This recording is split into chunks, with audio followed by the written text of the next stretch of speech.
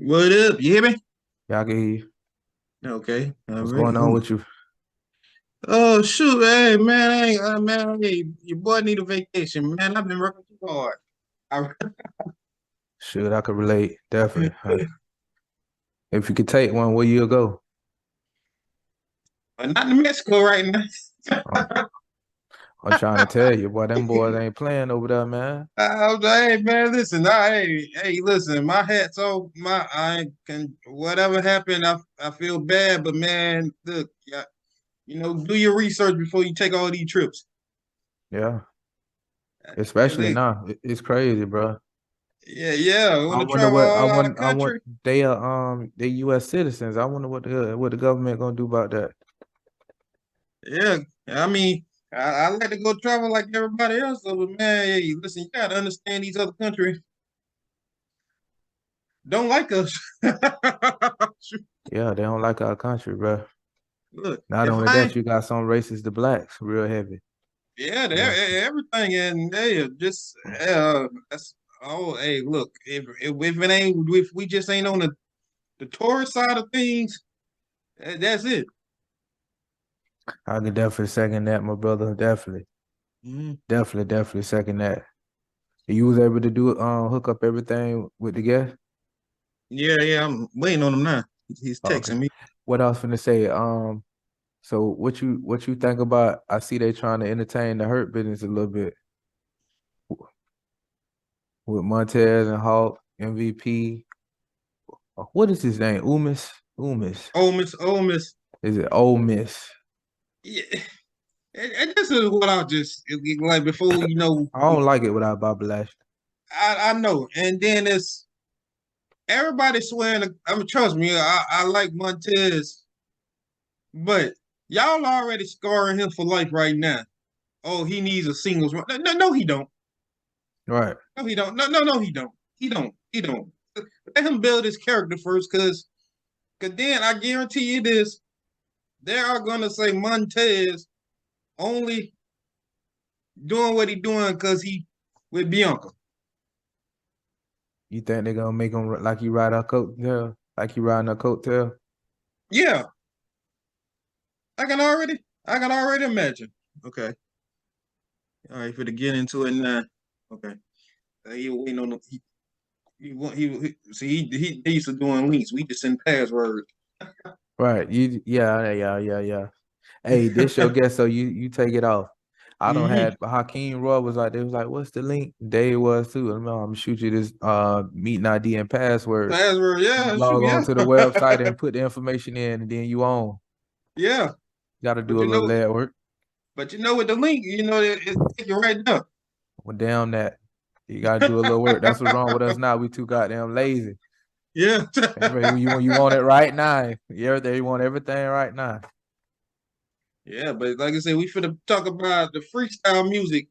I like to call party music. Yeah, that's exactly what it is. Yeah, y'all. We got DJ Marlon over here. What's your name? What's your character? Your DJ name? Right now I'm going with MG first until I MG. decide. Yeah, So it's DJ MG. yeah, yeah. Okay. For now, So, yeah, so we for now, got DJ MG on the ones and twos. We got this culture coming on live tonight. So DJ MG, that's what he gonna be called tonight. yeah,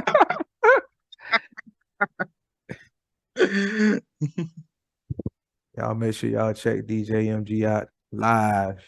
well, yeah, it'll be soon. Just be practice make perfect. That's all I'm telling you.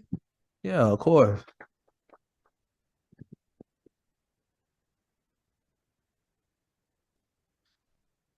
Mhm.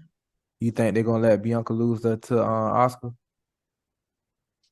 I hope so. Really? Yeah, I do.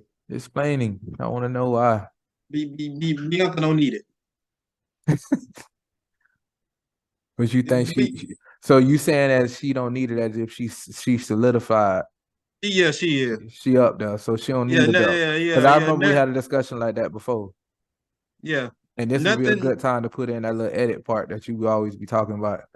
Yeah, cause it ain't nothing right now that she could do that's gonna fuck her up, mess her up. She protected. Okay, a loss ain't gonna hurt her in no way, shape, or form. And then too, she already had done lost the belt. Kind of crazy anyway. So you don't get no lower than that. How they tried it with Becky Lynch. Oh no. She recovered from that already. That's what I'm saying though. But as far as her losing, that's why I don't. It's like whatever. Oh, here we go. Oh, all right. He look familiar, man. Yeah, You went to school with us? Hello. Now we can hear you now. Yeah, okay. What's up? I'm sorry about that. No problem, my man. What's going on? I'm good. I was waiting for a link. So, but it's all good. Yeah, I was just telling Marlon, I was like, we make you do a little leg work. I apologize about that. That's cool. I would have been set up already, man. How you doing, brother? I'm doing pretty good. Bro? Thank you for asking, man. I'm good. Who we got here? So listen, my name is Lamia. You already know Marlon. I'm Marlon. The name of our show is Lumar TV. I was gonna have Marlon started off, but basically on our show it's a Zoomcast, as you see. And what we do is we give people that come on the platform, to give a story or a little background on what they do, how they do it, any obstacles they may have overcame. That way you got viewers that may be inspired to do what you do, or may be interested in already in the lane. They can, maybe piggyback or, try to basically learn maybe something from your testimony, if you want to call it that. Let me give me a second. Let me put some light on in here. It's kind of okay. All right. I won't be sitting in the dark here. Right. We good, look better, right? There you go. All right. And it's kind of like faith now, because I'm going to a freestyle show this weekend, and I constantly always getting, why do you go to all these 80s, 90s, all these old shows? And I just be like, listen, y'all know the songs. Y'all may not just don't know the artists. Right. Yeah, you definitely know the song. What concert you going to? Where you going? Oh, Freestyle Explosion. Oh, the one. Okay, I'm doing their show at the end of the month. We're doing their Palm Springs, and then we're doing the YouTube Theater Arena the next day. Yeah. That lineup should have been down here. No, we did the Miami last year. Last year, yeah, I was there. Yeah, so and I'm supposed to do that Jungle concert, and then we have another Miami that's on hold, and I promised the guy to hold it, so I had to pass on the Miami. They wanted us on there, but I couldn't do it. But it's best that because what happens when we do those concerts, I love Alan Beck. I love doing his shows. I've been doing them for like 15 years, but he locks me out of a lot of the market. So if I do Miami, like I can't do probably all the way up until like Orlando. Really? I'm locked out of that market for, like 120 days. So I love doing them. They're easy to do. They're smooth, but I lose a little money. Yeah, when we do them, But yeah, definitely go check it out. It's a good lineup. So good. So listen, for the people in the audience that may not know who you are, or what you do, give us a little introduction on who you are and what you do and what you into. Okay, my name is Latif Mercardo. I'm a artist, agent, manager for a genre of music called freestyle. Now, freestyle originated. I mean, there'll be people arguing me, but it originated in the Bronx, New York, in the 80s. Okay. That's an argument. Yeah.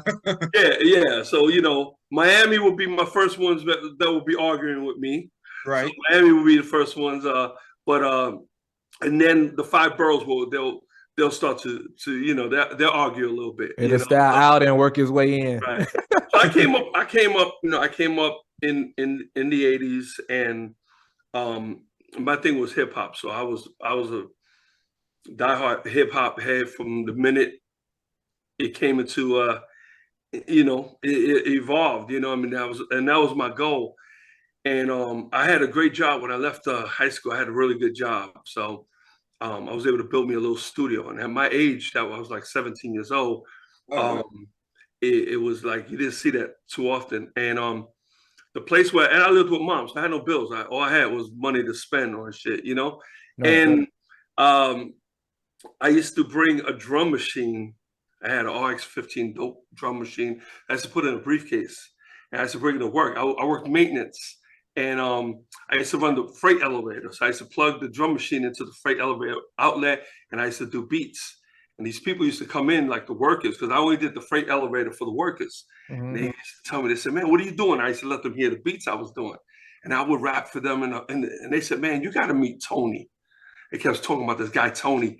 He's got a daughter who sings. And I'm like, okay, so I'm picturing an old man, maybe with an older daughter. I'm like, all right, not really what I'm trying to do, but okay, you know, anybody, I'm cool. But I didn't get to meet him. And then one day I'm in the loading dock, and Tony comes up. He goes, "Oh, yo, you're the kid that does the beats in the elevator, right?" I said, "Yeah." And he goes, "Yeah, I'm Tony, man. I have a daughter." I said, "Oh, it's you." Now he was only like 10 years older than me, so he was young. He was like 27 years old, like under 30. And he said, man, let me hear what you got. And I had my Walkman, and I had all my raps and my drum, all my beats, all music in there. And I let him listen to it, and he was listening, he was getting into it. And he says, man, can I hold on to this for a minute? I'm like, yeah, I'm just meeting this guy, Italian guy. I said, all right, I mean, he ain't going nowhere. So he walked away. I didn't see him all day. And now I'm getting a little panicky. I'm like, yo, this guy like walked away with my Walkman, man, you know? And then finally he sees me. We run into each other. I'm like, yo, can I get my shit back? I gotta go. I don't mind. Can I curse here? Oh, yeah, of course. Yeah. Go ahead. I'm not a cursor, but once in a while it slips. But he was so he's like, yo, man, this stuff's really nice, man. He goes, let me show you what I do. So he brought me into his locker room, and he opened up his locker. And in there was all these newspaper articles of his daughter. At that time, she was only 4 years old, and that was little SUZY. So you know who she is, okay? Right. So she was only 4 years old. He says, in fact, he goes, her 5th birthday party is going to be at Studio 54. He goes, why don't you come? I said, all right. Now, still, it was cool, but it wasn't really, you know, I'm looking at this little 4-year-old girl like, okay, I'm trying to do rap. Like, what are you guys going to do for me? You know, what can you do for me? But I went along with it. And we went to Studio 54. I met them over there. I forgot, I had somebody with me. And this girl blew me away. I met the Village people. They were hosting it.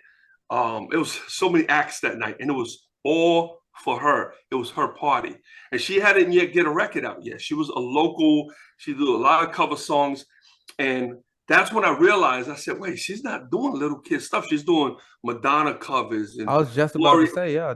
She's doing all the big covers, you know? So she wasn't doing no little kid stuff. And I remember the one song she did was Love Don't Live Here Anymore by Madonna's remake of it. And man, she blew it away. And I'm watching people cry in the audience. I said, damn. So after, you know, we got back to work, you know, the following week, and he says, man, he goes, I love your writing. He goes, you think you could write like a rap for her? I said, man, I don't know about a rap, but man, I would love to do a song. I've never done a regular song. And he goes, man, try it. So I did a song. And at that time, Lisa's Can You Feel the Beat Was in My Heart? That was out, and it was hot. And I wanted to get something that was similar. And I wrote a song called Get Up. It was very similar. It was like, get up off your seat, get up on your feet. You know, and it had that real kind of movie dancing. And I presented it, and they fell in love with it. And right away, they let me take it. It was the first time I'm taking someone into the studio, taking this little girl into the studio, could barely read. And we produced it. And we produced it at Tone Zone Studios, which is where they did the South Bronx. Everybody thinks South Bronx was recorded. The South Bronx was recorded in Queens, you know? So we did it there. And her mom used to make her these shirts that said Get Up, the name of the song. And we started doing all the circuit. We did Red Parrot, we did the Limelight, we did Crystal City, we did the Palladium, Club B. I mean, all the entire New York circuit. Then we did the Funhouse. At that time, it was Heartthrobs. It was the Funhouse. And she went up there, and they presented the guy who was promoting that night at the Funhouse, because he had a label, her song, the song. He loved her. He didn't like the song. Right. So they ended up doing a new song for her called Randy. They did a song called Randy. So if you follow little SUZY, you'll know at 7 years old, she had, I'm giving it some time now. Some time had passed. So by that, no, she was 6 years old when she recorded, because we got released at 7. And what happened was, it was 1980s. Queens was off the hook. I got in trouble. I ended up doing some time. And while I was away, I'm in my place. I got my headphones on, and I hear the song. And now I'm locked up. And I'm like, and it's like it blew me away. When I came out, some time had passed. I had another song that I had written for when I came out. I was talking about 3.5 years later. Her father calls me up. He goes, "Hey man," he goes, "let's pick up from where we left off." He goes, "Children of the World." He goes, "a song that you wrote a while ago. That was another ballad that I did." He goes, "We want to record it." And that was on the Love Can't Wait. And You Have to Take Me in Your Arms was on that album. And that was the first track. And then from that point on, she blew up. So 11 years old, she already had a hit record. And she kind of took me along with her. So I rode with her and her parents till she was 17. Then I took her on solo. What was that? So when you're writing, do you already have like the beat in your head already when you writing, or you're just like writing it? You know what? Back in those days, I don't write like I used to. I write books now. See, I switched. I do books now. But when I was writing back in those days, it was crazy because it could go either way. Whatever inspired me, I might be playing with the drum machine and I get this dope beat, and I'm like, yo, and all of a sudden, it'll give me the idea to write something, and hook and melodies will come to my head. A lot of times I would always get with somebody. I always knew guys who were nice with the keyboard, and all they had to do is hit certain chords, and you hit certain chords, and right away I get inspired, and I would write something. I would sing it out in blah blah blah language, and then to put words to it. So you get the feeling. And then in other instances, I would just sit down, especially when I was away. When I was away, I had no access to music, but I had a notebook that I used to write and write. So I came out with a ton of stuff. But the thing is, by the time I got out, like my world kind of turned around. I ended up more behind the scenes. Right. Like I didn't have that desire to be an artist anymore, because that's how I started. I used to go up on stage and rap and open up for her too, But by the time I came out, I kind of lost that desire. And I studied so much while I was away that I really learned a lot about the business. Right. That excited me. Everything from the publishing, how labels work, distribution, marketing, that excited me. And when I came out, I was able to use those skills. What was it a challenge trying to build like resources or connects at first when you coming back out, going around round two behind the scenes? Because I lived in Queens, right? So I'm from the Bronx, born and raised in the Bronx. I moved to Queens, and everything really was happening in the Bronx. Nothing was happening in my area. Like nobody had any connections. I had no connections. So my only connection at that point was Suzy's father, who at that point knew everybody because of the deals that they ran. So they went with Fever Records. They went with High Power. They would distribute by Warlock. They would distribute by Sutra. They did videos. So little by little. And then when they went to Metropolitan Records, I actually ended up getting a job there to do marketing. And I always wanted to learn to work. Because when I was young, I used to try to get jobs in record companies. Nobody would hire me. Right. And I had this opportunity, and the door opened up, and I started working. I did retail marketing for Metropolitan Records. I was there 6 years. I went there really to learn because I was running an agency out of my house already. So I didn't really do it for the money, though the money was good. I did it because it gave me another level of experience that I would never have had. Yeah, I learned how to do licensing so we used to do compilations, we used to license and I used to have to do all the marketing to retail. And then since I traveled a lot, because I was traveling with Suzy, I was on the road with either her mom or dad and her. So it'd be one or the other would go, but I because she was a minor still. And we would go in different states around the country. And that's after Take Me in Your Arms hit. So we were able to get into the record stores, and I got to meet so many people. We started going to radio stations, record stores. All the DJs wanted to know me because I did the marketing for the label. So they wanted records, they wanted promos. So I built this really, really great, and it really, man, let me tell you something, to this day, it paid off. I could go anywhere in the country and people come up to me, yo, you remember how you used to service me back? It happened. I just came back from Chicago yesterday. So same thing, I ran into so many people there that, that I basically now grew up with. I've known them for 30 years. We were all in our 20s, And that's why I asked you that, because I was listening to what you're saying. You basically a one-stop shop. You know what? I didn't mean it to be like that, but yeah, I ended up just dabbling in so many different areas that I got my hands, and then I got to be able to pick and choose what I liked. Like after a while, I didn't like the studio anymore. Like I had no desire to sit in a studio for hours like I used to. I didn't want that. Just send me the record. Let's work from that point on. Right. And then a lot of the clubs here, I'm an agent. That's, my primary job for years have been as a booking agent, you know. So that's why I know all the artists. I've worked with everyone, Stevie B, Lisa, you name them, Shannon, you know. Yeah, so I work with all of them, and we're close. We're close. It's not like, you know, oh, I think I know. I think I worked with them. No, we know each other very well, you know. So, and it built that, you know, being an agent built that. So it'd be safe to say, like, the whole freestyle community is, y'all guys get along. You know, no less, no more than any other genre, bro. Okay. Like people always talk I'm about glitching out. freestyle. There's a lot. Attention. Yeah, people start saying there's a lot of drama in freestyle, and it's not, man. It really is. I mean, you look at hip hop, people getting killed. We don't have that. That hasn't happened yet. I never really heard of freestyle beef. Yeah, but you know, they do it online, you know. Online, yeah. Yeah, wait till I catch you. I'm gonna block you. Yeah, okay.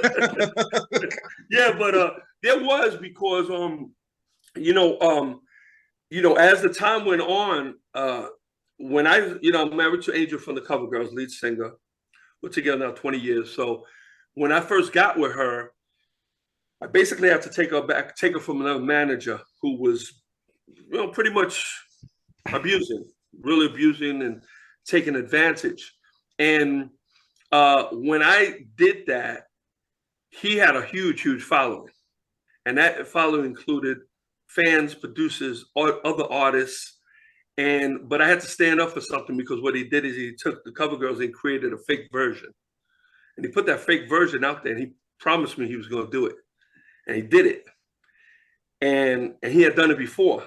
And he was by fake version, three girls who had nothing to do with the song ever. Got it. Never recorded a lick.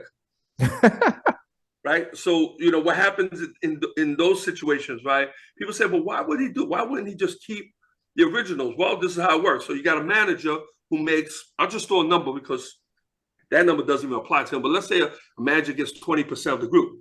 Mm-hmm. Let's say the group gets $1,000, all right? So he gets his $200, right? Because he manages the group. But now if he flips it, the group becomes a work for hire. Now they get the $200.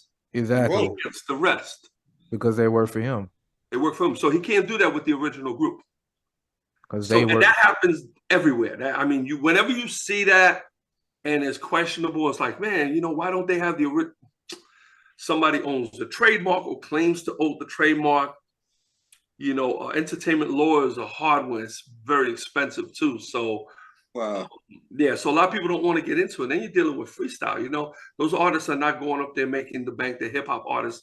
So, you know, threatened with a lawsuit is pretty devastating to a lot of them. You know, it's a rough one. So they rather just keep quiet and go and do their own thing. You know, so I ended up in a huge ordeal for, you know, almost over 15 years, you know, that I couldn't get the girls to do anything. You know, as a matter of fact, it was just Angel. I did Angel original Cover Girl, and we found the originals, we put them together. But I did a ton of marketing. I used every resource, everything that I know how to do, and we cracked it. So those girls really just stayed, the fake ones stayed basically in New York, and that's it. And now we're going out there April 15th. So we're gonna probably put an end to that now, you know. Okay. But yeah, so y'all done ran into the fakes. Yeah, yeah. I mean, we've even spoken to them. Oh, we tried to. You know, we gotta realize they've been doing that for so many years. It's like, you know, how do you tell them to just stop now? You know what I mean? It's like. So we try to work something out, not, you know, where, you know, you could do this market, you could do, but then it got to a point where the promoters just didn't want to deal with them anymore. It was like, so the only people that will book them would be their circle, the people that they knew, those people. But everyone else they're going for the originals. I mean, why are you gonna spend that kind of money? And though they don't make the same money as the originals do, and that's one of the reasons why some people will book them. For a cheaper rate. Because they cheap. I can get these for, you know, a fraction of the cost. Well, you get what you pay for. And that's the only beef. That's the extent of the beef, really. You know? And then you can never touch the original, obviously. I'm telling you, I don't. And see, like, I can't even picture it. Like, so speaking of that, is there a chance we get all 5? Angel, Sunshine, Caroline, Michelle. I've had them all at one time. So, I don't know if you ever seen the picture. I have a picture with 4 of them. So remember, Michelle wasn't a part of Angel's group. Right. Michelle was a part of, when they tried to rebuild it. Rebuild the group. Right. So, but what they did is they did a remake, which a remake's a safe bet. So when a label does a remake, a lot of times they do it to kind of like, it's almost like to kill, buy some time while they find another original. Right. Because Rolls Royce did Wishing on a Star, nobody's ever going to do it like them. No. But when you do a remake, it becomes, what happens is remakes become great radio songs, but nobody really buys them. People don't really buy them, And since they're good radio songs, they help the group and they could get performances out of it. So like right now we got Michelle on board with us, So because Angel would never sing anybody else's song. So we've never done Wishing on a Star. Angel has, 9, just her video records alone, there's 9 of them. And we perform all of those on stage, all 9 hits. And that's her voice, Yep. So when in 2011, I brought in, after I had Angel for a while, for several years as Angel OCG, then we pulled in Caroline. We first pulled in Caroline and Sunshine. And then Sunshine had an issue and she had to pull out pretty immediately. So we didn't even get a show and we were just rehearsing. And right away, we found Margot. And we pulled Margot back in.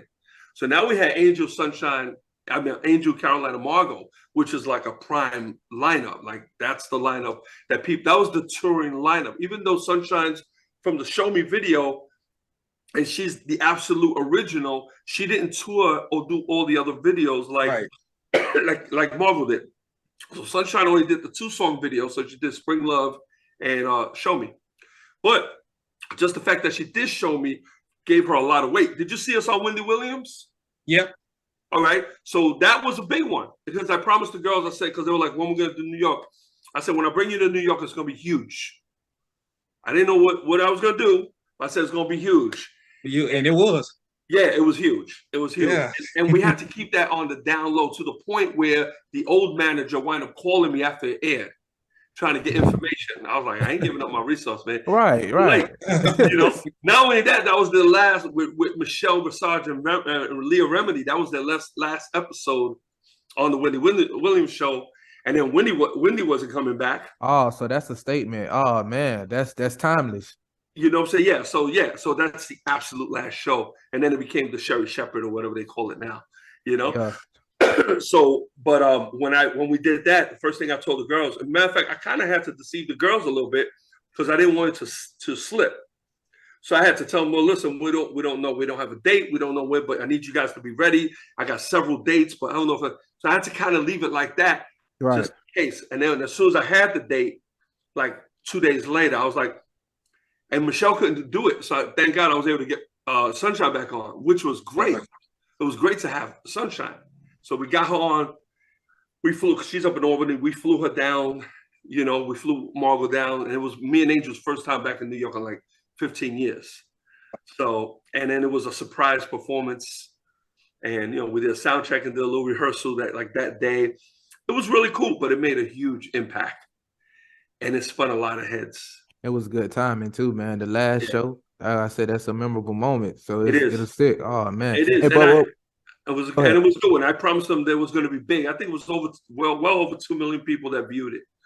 Yeah, video. It should have been more than that. And counting on YouTube. Yeah, probably. And see, that's the thing. What I wanted to ask you is, it anything that what's the most inspiring thing you experienced so far doing this in this business? This genre is based on the people who put it together were basically Puerto Ricans from the Bronx. And that's me, Puerto Rican from the Bronx, right? These were, when we were growing up, okay, when I was growing, I was always into music. Music, for as far back as I can remember, I had 2 groups, Jackson 5 or the Osmonds. I wasn't either. They were the closest I was getting, more so the Jacksons. So I grew up, that was my family, that was my inspiration. The Latin people, I don't speak, my Spanish sucks. So the only Spanish that was in my house was what my mother played. And that was mostly older Latin salsa bands. And I couldn't relate. A lot of them were older, much older than me, you know? And since I had a language barrier, I just couldn't vibe with it. You know, I listen to it now, I'm like, okay, it reminds me of mom who's not here anymore. But that's it. So I didn't have mine. Like there was nothing. We don't realize that till years later. Because when I was young, I didn't realize that. Jackson's was mine. Ozma's was, they were mine. I didn't realize that there was a difference. And then there was Lisa. Yes. And this is what took Lisa to a whole other area. She was the only one. She was the first one to come out like that. And now we're looking at, we're like, wait, hold up. She looked like my cousin. You know, it's like, she's from New York. She sounds like so-and-so. She's Puerto Rican. What? And then she blew up. And then from there, then you saw the TKAs, and then you saw the cup, and we started. And that's what inspired me, because freestyle to me, it wasn't the music. The music, I don't want to dog the music. Music was great. Yeah. But it's not what moved me. What moved me was the machine. The fact that here you got all these Latino kids. And the reason why freestyle was in English was because a lot of them had a language barrier just like me. Right. But if you listen to the music of freestyle, it's very Latin oriented, because we grew up listening to that. So you hear the congas and the percussions, and you can hear that, you know, and then you hear that little Planet Rock beat. That's our hip hop influence. Right. You know, so now you got this Latin percussion, all this music on top of this hip hop beat. And then we were like, okay, yeah, we're feeling this. And now we're going to sing a love song like Michael Jackson did, except I was going to sound a little different. And that's what happened. And that's how we got that whole, and then other people started loving it. And then other people started doing it.